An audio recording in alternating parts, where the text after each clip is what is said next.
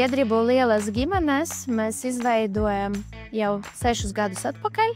Biedrība aktīvi darbojās Daugavpils un Augšdaugavas novadā, un biedrībā ir 150 daudzbērnu ģimenes. Es vēlējos, lai mūsu ziedojums sniegtu tiešu un taustāmu atbalstu ģimenēm, kuram tas visvairāk nepieciešams. Tāpēc man bija svarīgi atrast organizāciju, kas ikdiena strādā ar konkrētam ģimenēm un spēj padarīt viņu dzīvi vieglāku un drošāku.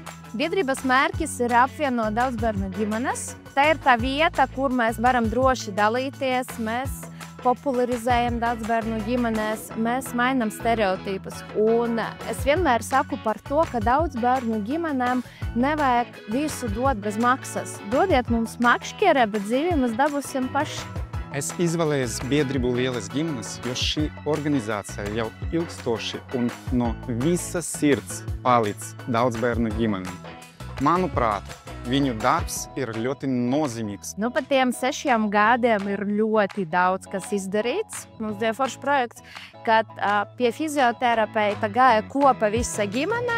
Katram ir kaut kāda sava problēma, un tu nevari atrast to laiku priekš sevis. Bet kad ģimene iet kopa un ar viņiem strādā speciālisti, ģimenes bija ļoti priecīgas par tādu iespēju. Es aicinu kolēģus, frančizējumus nepalikt vienaldzīgiem, jo arī neliela palīdzība var mainīt kādas ģimenes ikdienu.